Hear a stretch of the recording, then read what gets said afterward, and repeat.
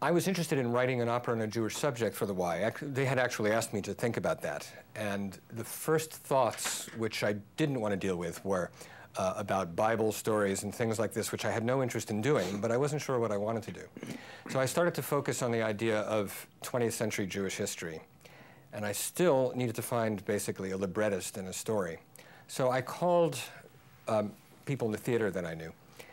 And I luckily stumbled upon a guy named Mel Gordon, who was teaching the history of theater at NYU. And I heard about his reputation, a tremendous interest in Yiddish theater and in the history of Jewish theater and in Russian theater. And that's exactly what I was interested in. So we got together, and he told me he was working on a play called Mikhoels the Wise. I didn't really know the story of Mikhoels, a great Yiddish actor who became the symbol of Jewish acting at that time all over the world, and especially, of course, in Russia. And he also became a symbol of Yiddish because he acted in Yiddish only. He did King Lear in Yiddish. So we decided to tell the story of his rise to fame and then his tragic end, which was that he was actually murdered by Stalin, not directly, but of course indirectly.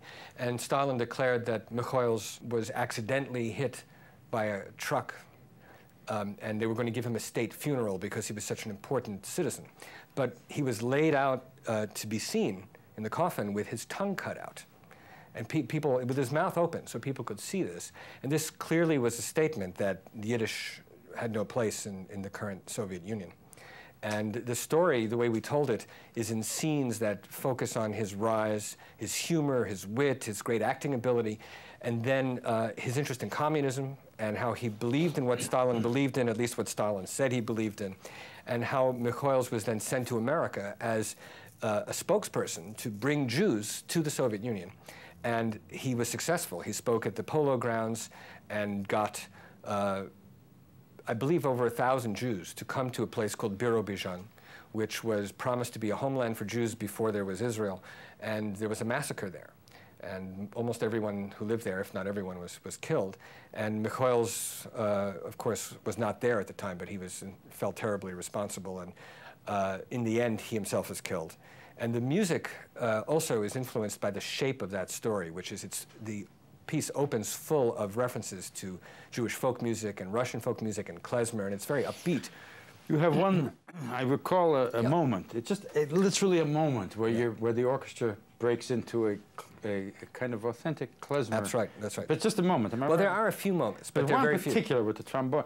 And I often wondered how you captured that. I mean, how musically, or? Yeah, musically, the instrumentation. Well, you know, there were only 14 instruments in this orchestra for Mikhoels, which had to do with financial considerations. This was produced by Jewish Opera at the Y, 92nd Street Y. And I put together 5 strings, string quartet plus bass, a harp, flute, clarinet, oboe, bassoon, trombone, some percussion. And in there, of course, are some good folk klezmer instruments. You've got your clarinet and trombone and percussionist, and violin, which carry it. It so happens that sitting in the orchestra was a young clarinet player who had at that time never been exposed to any klezmer playing. And he was a totally straight clarinet player who fell in love with klezmer partly through my piece. And I asked him this recently to see if I was right, and he said yes. And his name is David Krakauer. Krakauer, I was just going to guess it. And I wrote out all the licks, all the little things that sounded like klezmer. I made it sound like he was improvising.